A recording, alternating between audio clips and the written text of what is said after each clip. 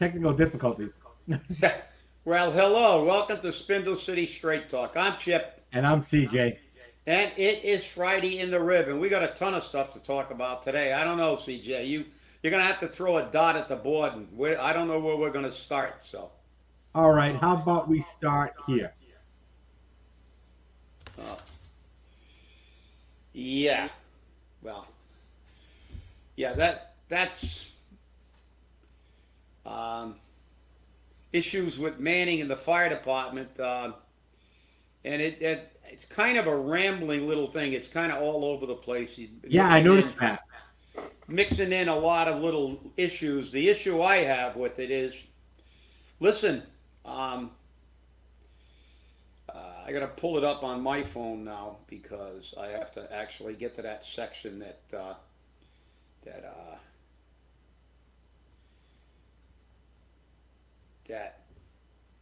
it says here that it's it says that there will be a fourth firefighter assigned to Engine 2. The firefighter will be used as the primary driver for any EMS unit as needed. Well, listen, um, again, they ignore collective bargaining law, they ignore the law, they ignore everything. Look, I don't know what's going on. I don't know what this union is going to do about it, but I can tell you what I would have done. That is illegal because, number one, you're doing EMS work. Last time I checked, a couple of years ago, they were swearing up and down they were going to move EMS into fire-based EMS and get rid of all the supervisors, and instead, they created an entire new department. EMS is separate. They changed the colors of the ambulance. They have their own department. They have all big, they got rank that they didn't take tests for. They got all kinds of other things, pay raises and everything else, and they got their own department. That's great. They also have their own collective bargaining agreement. So in accordance with the law, that's a separate unit. No longer part of the fire department. So to assign a firefighter there is violating their contract.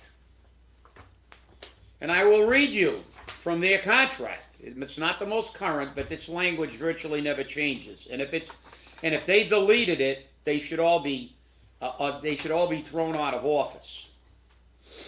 Okay, this is from first thing. It always starts with the term of the agreement. And then it also says in that term of the agreement that,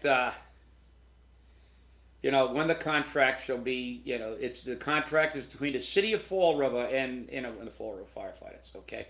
Then the second article normally always goes, the employer recognizes that the union is the sole and exclusive bargaining agent for the uniformed members of the fire department or anyone doing bargaining work, provided, however, that no non-permanent or provisional employee shall be restricted to present benefits.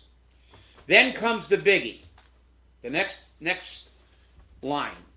Bargaining unit work shall be performed only by bargaining unit members.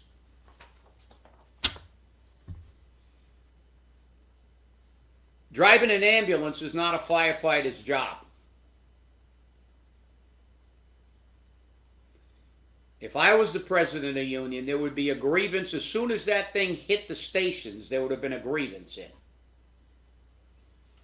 And I don't want to hear them whine about, well, we did it before. Well, they were part of the fire department before, and they weren't supposed to be the primary driver. The word primary gets me.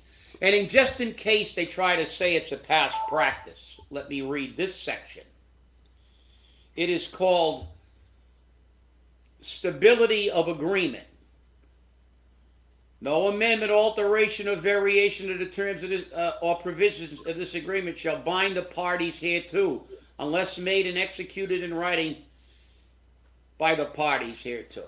I know this language pretty well because I think I actually wrote it.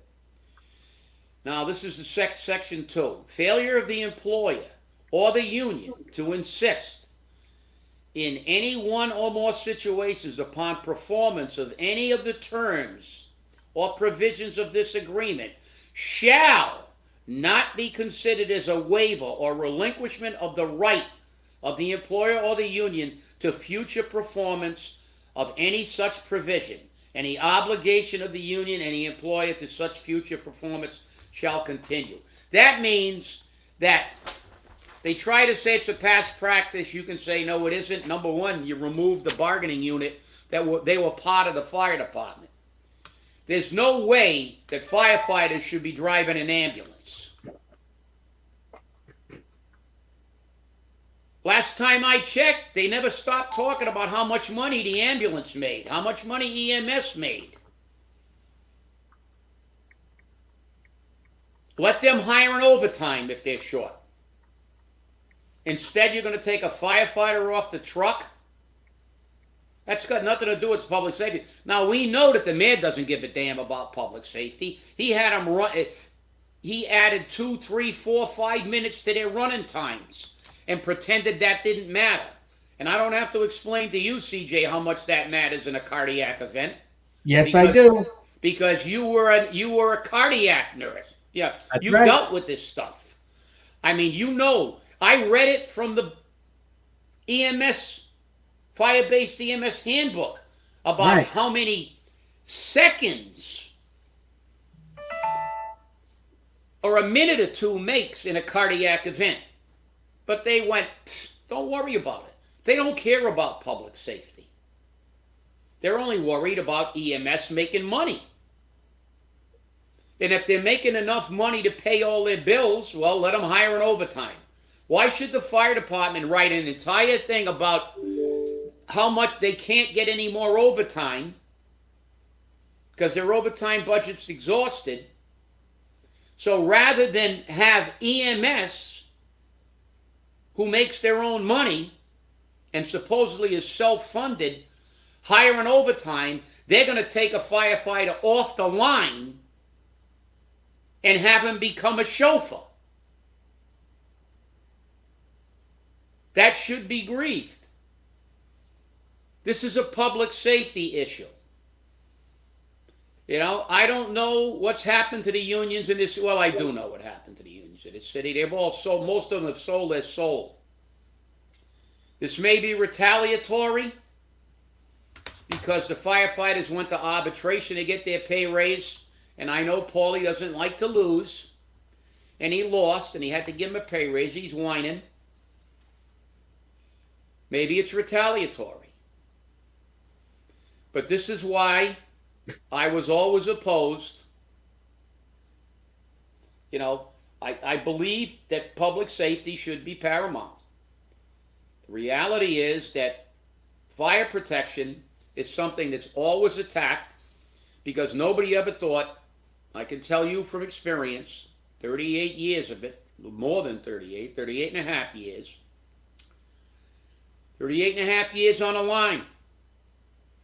I never went to a fire once that the person told me after the fire, you know something?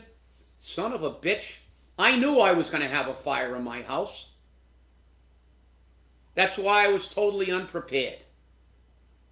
It doesn't happen. See, everybody thinks they can be a victim of crime. I never ran into an individual at a fire that ever told me they knew they were going to have a fire in their house. It doesn't happen. That's why the firefighters are always the orphans. Everybody's always worried about police getting cut. Nobody gives a shit about firefighters because it's never going to happen to them. Well, unfortunately, it does. And it's up to the firefighters and the people who are involved in public safety to stand up, but they don't. Most of the chiefs are political appointees. They get their job because they swore an oath to the mayor, not to public safety. And I can truthfully say there's been very, very few times in my entire career I ever saw a chief stand up and take on a city. I saw it once in a few cities, but the greatest example of that was in Boston. So all you firefighters are going to watch this program, I'll give you a little history lesson. Years ago, Boston cut the Boston Fire Department drastically. And their fire commissioner, who ran the department, is fundamentally the chief. They have chiefs, but the commissioner. And they even changed that, the political whoas that they are. Because at one time, the fire commissioner in Boston had to have 10 years experience as a chief officer in order to be appointed fire commissioner. He couldn't be a bus driver like they were in Fall River. Couldn't be a housewife like they were in Fall River. Couldn't be a bartender like they were in Fall River. Just being a buffer for the mayor. They actually had to be fire professionals. And after this thing happened, they changed the rules like they always do. No longer did a man to become fire commissioner have to have 10 years as a chief officer and actually know what the hell they were doing. They eliminated that. And they appointed a guy that was in the Navy, a retired naval officer, who was friendly with the mayor. You know why? Because Leo Stapleton, who wrote a book, a firefighting book, and I got it somewhere in my paperback library over there, 30 Years on the Line, I think was the name of the book. It talked about his career on the Boston Fire Department. But when the mayor of Boston cut the fire department, he went on the air and called a public press conference and said,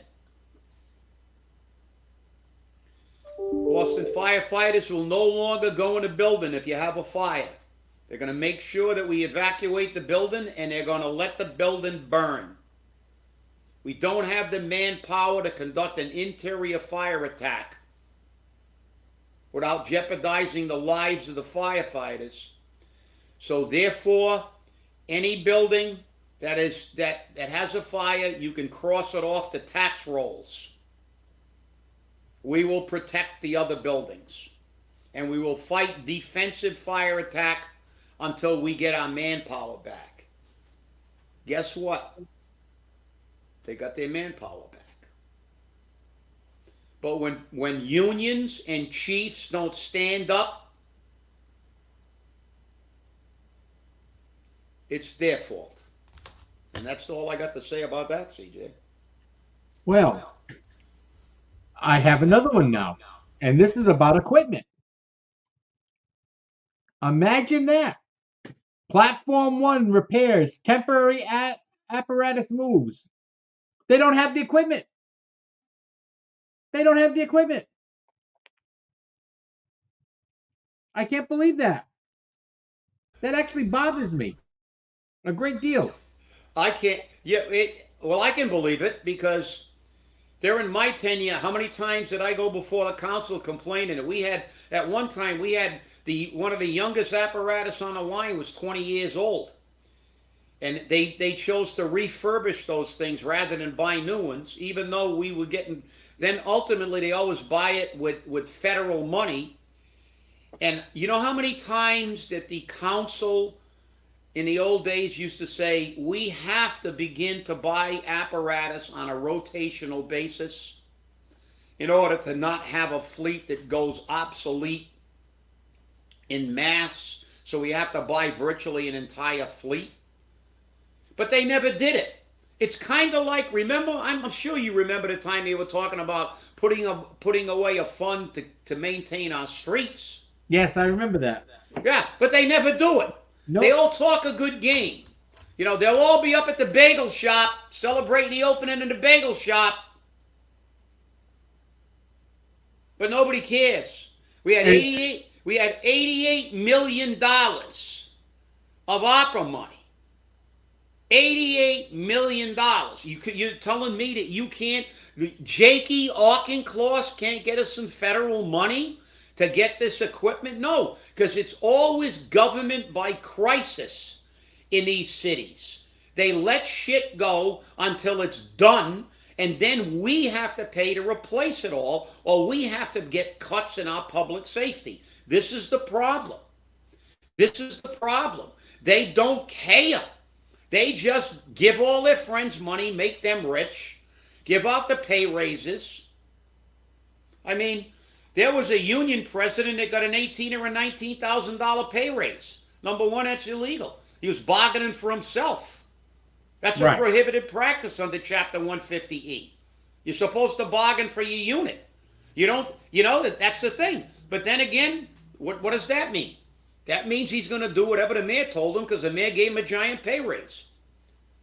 So, this is the whole problem. In the old days, real unions fought for what they got. They went to arbitration. They won, just like the firefighters did this last contract. And they showed the city that they would fight for what they deserved. Now, they kiss political ass. And they still haven't figured out that if you do that, ultimately they're going to throw you under the bus anyway. The only way you can ever have an equal footing when you bargain is to show them that you're willing to fight for what you need and fight for what you have to have. And that's the bottom line. And with that, see, back to you. Yeah, well, I got a request here because they said they can barely read that. So I'm going to read what this memo says, and it comes from the fire chief. To all concerned, be advised that Platform 1 needs to be placed out of service on Tuesday so that the rear brakes can be repaired. As you are aware, we currently do not have a spare ladder truck. This is because the engine on P5 needs to be replaced, and after consulting with the 3 ladder captains at the time, I decided that putting $50,000 to $60,000 of department's money into it would not be a wise investment, given the many other issues it has. Because there is no option for a spare ladder, the following will happen on Tuesday morning and remain in effect until P1 is back in service. EMA will temporarily relocate apparatus to the Flint Station, L4 Bay. L4 will temporarily run out of the North Station, out of the EMA Bay. The crew of P1 will staff E24 and run out of the Flint Station, L4 Bay. This plan should be put into operation at 07:30 on Tuesday morning so we can ensure repairs on P1 start as early as possible. If I can secure a spare ladder truck in the meantime, I will alter this plan accordingly. Please reach out if you have any questions. So that's the memo. And again, equipment breaks down. We know that. The problem is equipment breaks down in Fall River all too often. If it's not a fire truck, it's a police cruiser. If it's not a police cruiser, it's a DCM truck. If it's not a bulldozer, it's a backhoe. It's always something. It's always something because we don't maintain our equipment. We have mechanics. We have a mechanic shop in this city, and you can't do general maintenance. I mean, you got to get an oil change every so often. You got to replace your brakes every so often. We know that happens. But come on. People want to know what's going on. They want to know you're maintaining their equipment. They don't want to hear that it's going to cost $50,000 to $60,000 and you don't think it's worth it. The city bought the fire department a lot of new equipment using CDA money. And they found a loophole in the CDA law that allows them to use those trucks now anywhere in the city because the entire city is classified as in need. So what do you think about that? Well, let me tell you something. We can't maintain buildings. We can't. You're muted, Chip. Time out. Okay, here we go. There you go. Look, we can't maintain buildings. We can't maintain anything. This has gone on forever. Fire department had its own mechanic, and the police department has its own mechanic, and they both got pretty hefty pay raises. We have a shop, and all along the shop could never do any major maintenance anyway. We were paying these people to do fundamentally oil changes and stuff like that. Anytime there was anything of any consequence, they had to ship the apparatus out. Many years ago, they talked about having a city garage where everybody got their stuff maintained. It would cost less, and you might be able to have some people that were qualified to do virtually all the maintenance on the trucks. But this, again, government inefficiency. They can't maintain anything. You know, I mean, look, the platform, that's the platform. The platform's like, God, I can't even remember how. Well, I'll tell you what. I'm going to tell you how old the platform is. If they're still talking about that one. And I'll stand corrected if they have another platform. It used to be Scope 1, I believe. So, but I'm going to tell you how old that is. When the Fall River Fire Department first got that piece of apparatus, I was asked if I wanted to be a lieutenant on that truck.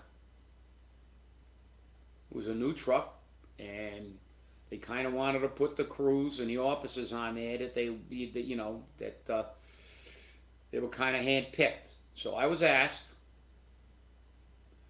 if I wanted to be the lieutenant on Scope 1, and I did. I went down there because I made it my business to learn everything there was on the fire department. I wanted to be a ladder officer, a platform officer. I worked on Rescue 1, and I worked on engine companies. That way, when I became a chief, I knew what the capabilities of all that equipment was, because I had aspirations to be a chief. So I worked on a scope, and I'm going to tell you, I went down there as a lieutenant. And I think I made lieutenant in like 1975.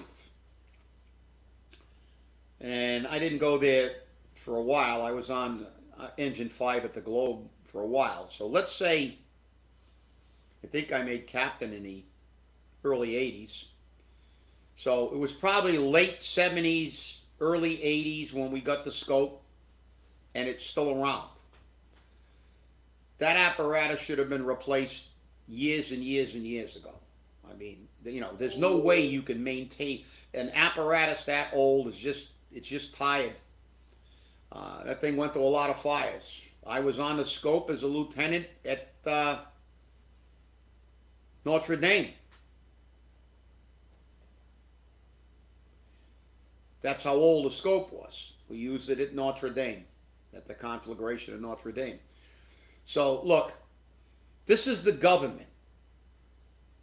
You surprised? Your water bill's going to go up to $900 a year. That's what the Herald News said, you know, on an average. And we know it's always more than the average. Some people are paying $400, $500, $600 maybe. Now they're going to jump up to $900.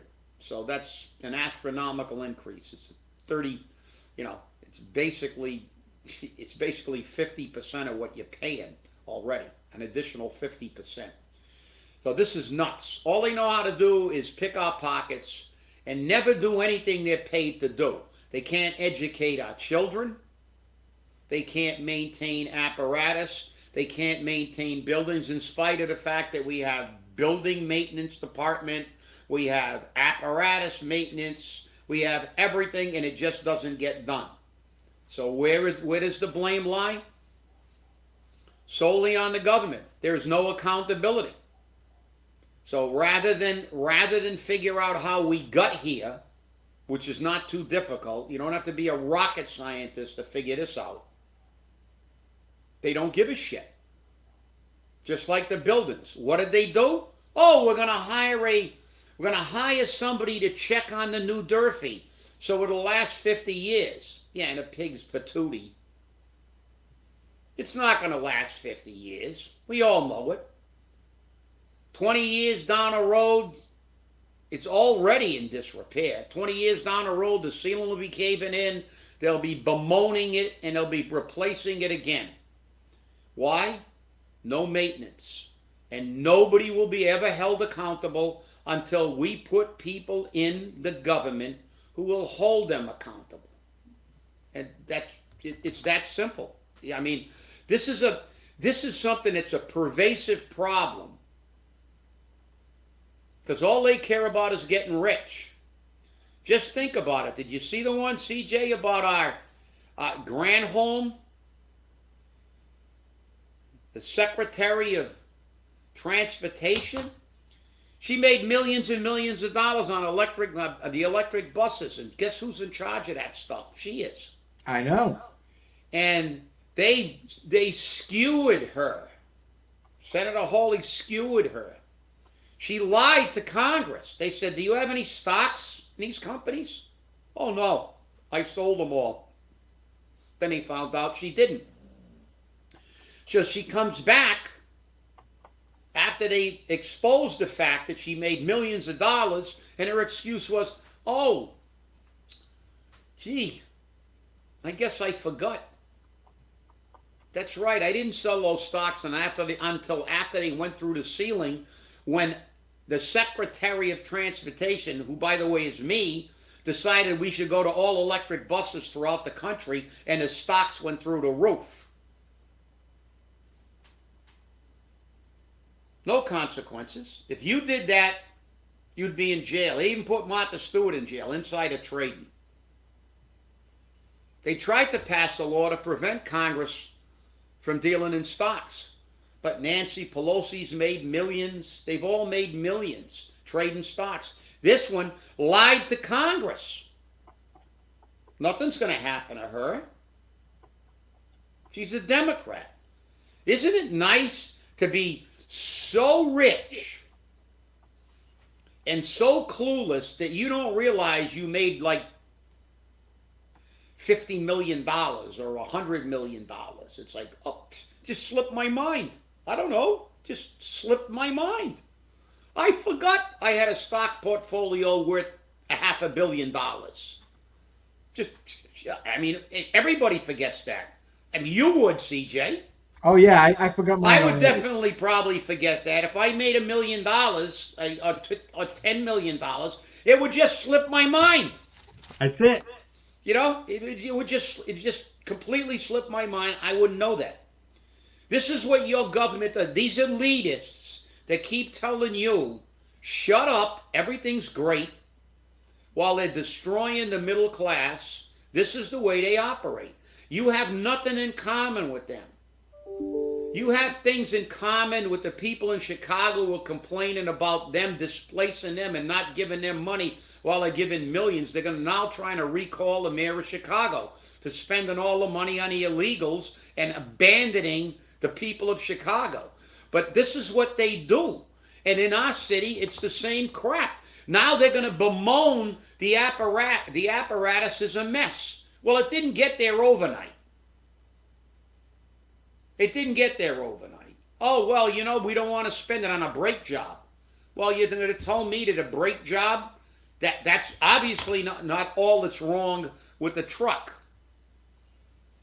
I'll tell you what, I know a guy who does brakes. I'll bet you he'll do it for 1/20th of the price that you're going to pay for that brake Exactly. job. Exactly. So, you know, don't give me that. You know, if, like I said, if you want to urinate on my leg, don't try to convince me it's raining. And if you're going to defecate on my head, don't try to convince me it's a mudslide. With that back. It's a form of a mudslide. Jeffrey had brought up about the veteran service agent because they want to take the job out of ordinance and make it a contract position. I have a problem with the way they make contract positions in this city because it seems that all the political favorites get high-paying jobs. Now, their argument is that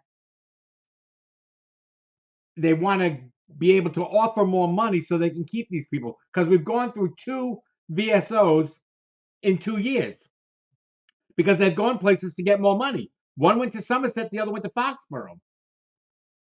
One was actually driven out of here, but that's another story. And that makes for an interesting day. I'll tell you that for sure. But I have a problem with making all these positions contract. Okay? I don't believe they should be contract. I believe the salary should be set in ordinance for every position, for every department head, for every chief, for every person that works for the city. Their salary should be set in ordinance. This way, you cannot get political favoritism. And it sucks that we have to go to that point. But that's the point we're at now. Because if all of a sudden, if you're the favorite child of the dictator, you get a good pay. If you're not the favorite child of the dictator, you get fired. That's how it works. And that's the sad part about it. I believe the veteran service officer's job is very important. We have a high population of veterans in Fall River, and I don't feel that they're being serviced properly. And I don't believe that we're reaching out to them and giving them the services they need. Because when I see a sign on the median on Plymouth Avenue that says homeless veteran need food, I have a problem with that. I have a serious problem with that. Because we shouldn't have that problem. As do We I, shouldn't have it. CJ. As do I. Listen, I truly believe that the veterans agents, we didn't have a revolving door a long time ago, and this is the con they use. They want contracts so they can give their friends big fat pay raises, and they say, well, we got to pay the mower. Well, you know something? Unfortunately, you don't have to pay Boston rent in Fall River. We're almost getting there right now, and nobody can afford it. But the reality is, you know, the basic fundamentals of capitalism is what the market will bear. You know you're going to make a little less money here, but the cost of living is less. You can't get San Francisco money if you're living in a small town that the cost of living is 1/3. I think most of the veterans agents lately have been going out because of the problems with the job, as you said. They're not allowed to do what they want to do. There's too much politics involved. Right.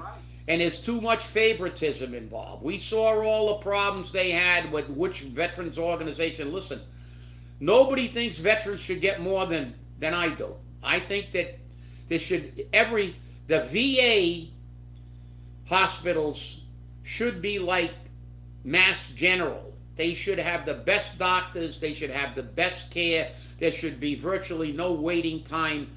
You know, these men and women serve their country, and they are more or less relegated to be second-class citizens when they come out. They're forgotten. They worry more about illegal immigrants than they do about veterans. There are veterans going without health care right now, or waiting weeks and months for health care. That's reprehensible to me. But the veterans agent, it's not about money. It always gets back to, well, we want to give it a contract. Yeah, of course you do. They love to have control of the purse so they can give them without having to go in front of a council. Look, hey, listen, it's not look what the state reps did. Look what the state officials did. CJ and I are unfortunately old enough to remember the Halloween massacre. When, in the old days, whenever the state reps got a pay raise, it had to be approved by the people. And they had a meeting that lasted into the wee hours of the morning on Halloween. They gave themselves a gigantic pay raise, and they obliterated about 1/3 of the state reps, and the state got voted out because people were so pissed off. So what was their solution to that problem? Not to stop giving themselves tons of money. No. They changed the law. They're the lawmakers. Now they can give themselves anything they want. We have no say. Shut up. Take a tax increase. We're going to give ourselves a pay raise. We're going to raise the stipend for being on a committee. We're going to raise this stipend and that stipend and tough shit. You don't like it? Tough. Change the law. Now we're not answerable to anybody. We give ourselves the pay raise, and we are not answerable to the people who we swore an oath to be. Their agents and representatives to be answerable to them. So they don't even answer to us on how much money they make. They can give themselves a pay raise anytime they want. This is why government needs, hopefully this next election we'll see a revolution in this country. I think people are fed up. They're fed up all over the country, not just in Fall River. not just in Fall River. And they're sick and tired of these delusionary yo-yos who keep promising they're going to fix everything with one thing. The train's going to fix it. The Derby horses are going to fix it.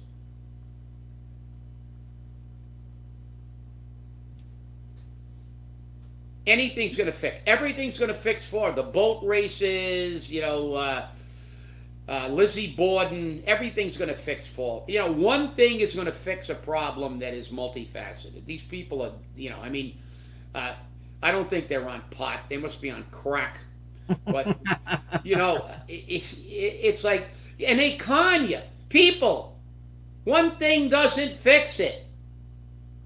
Did your life make a radical change for the better when they gave you that little crappy check for COVID?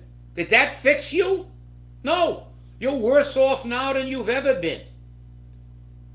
People are paying 40% more to live today.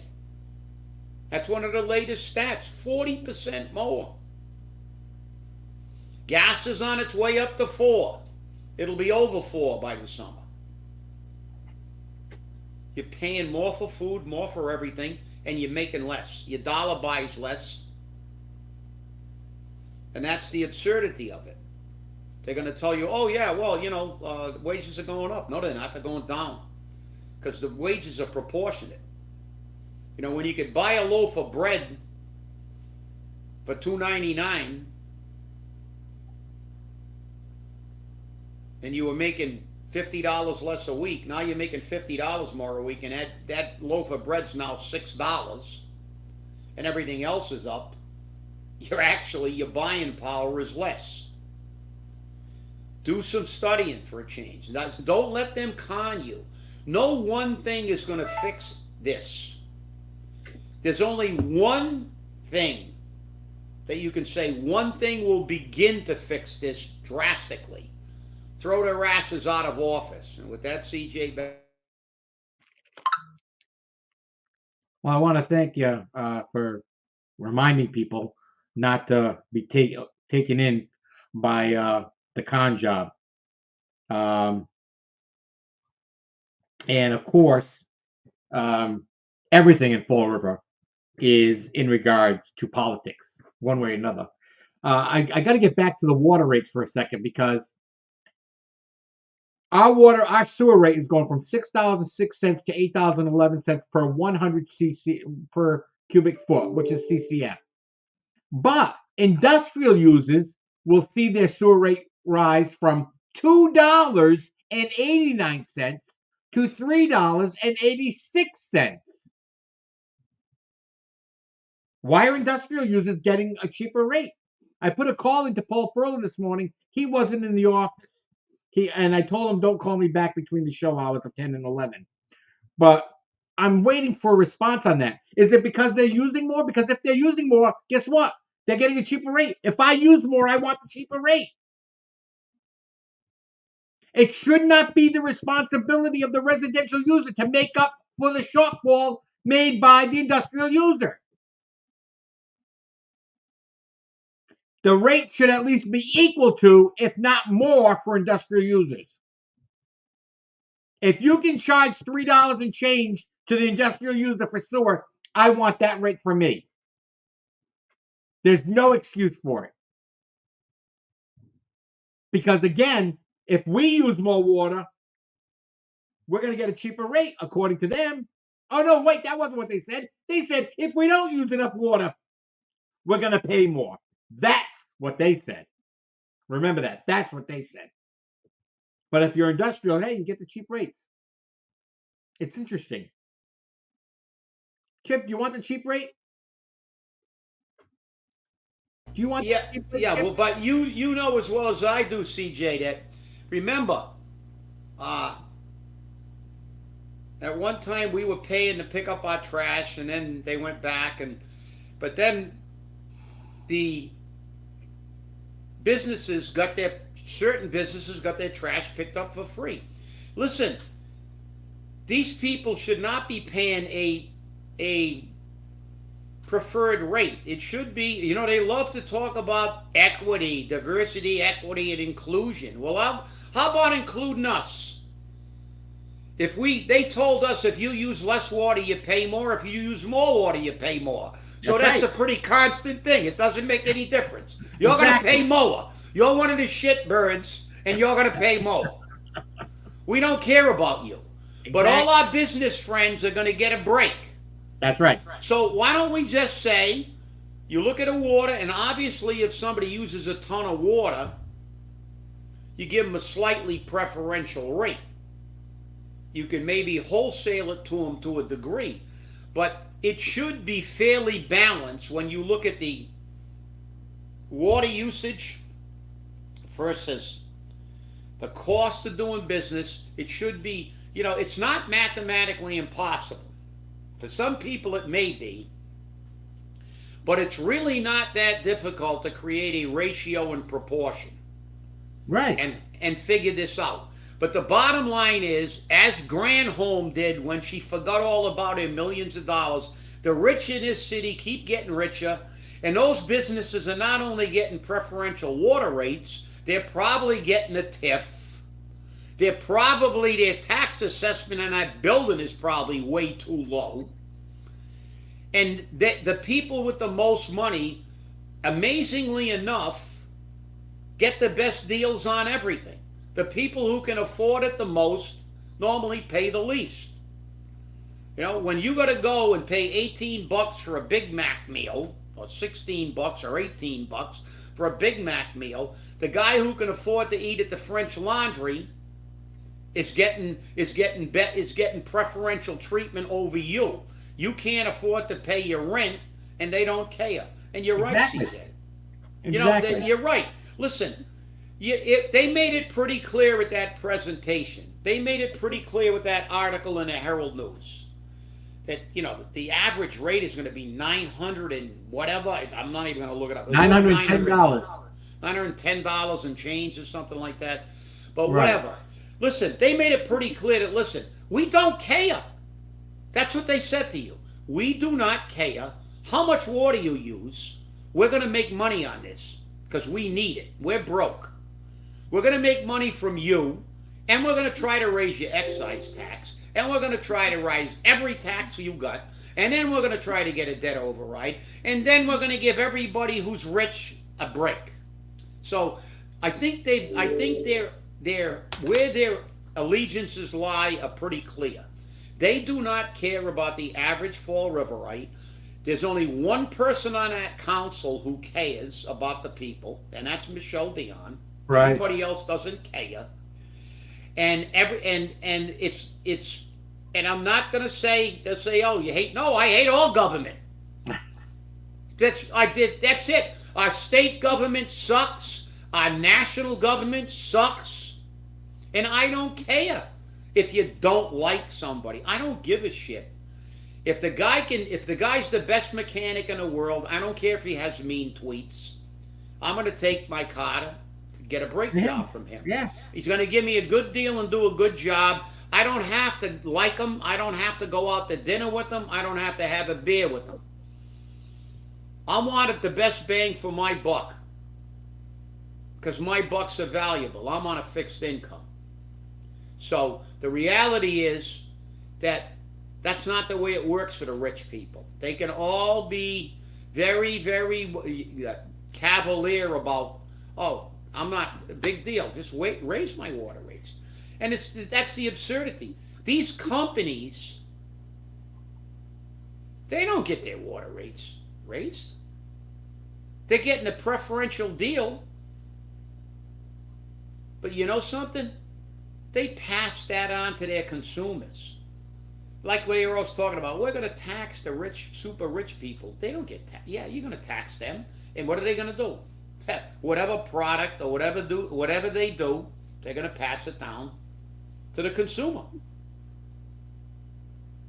I mean, look at, these blue states are disgustingly corrupt. And I just wish I could hit the Powerball so I could have a log cabin in South Dakota. But It is, like you said, CJ, it's just incredible. Why should we get a higher rate? And they told us. They didn't tell the business people that, though. No, They didn't say they're going to pay MOA even if they use less. no, they didn't. If they use less, they're going to pay less because they got a lower rate anyway. So Exactly. it's all BS. So with that, CJ, back to Yeah. Well, before we sign off, I just received information. This is unconfirmed, so this is kind of a rumor or whatever. But the reason that they want to raise the veteran service agent's salary is because they're going to try to bring somebody back to the job who had it before. I'm not going to name any names, but we know who the person is. And we're going to keep an eye on that and see if it's actual and oh, find out. oh. Do you have an idea who that is, Chip? Well, he's not making enough at Dighton. I guess not. I guess you know. Well, that's What I my want to say. guess. I'm What? not saying I know. That's my guess. It's a guess. That's right. It's a guess. Well, I want to thank you all for watching, and remember, stay safe, stay angry, and hold your politicians accountable. We'll see you on Monday. Have a great weekend.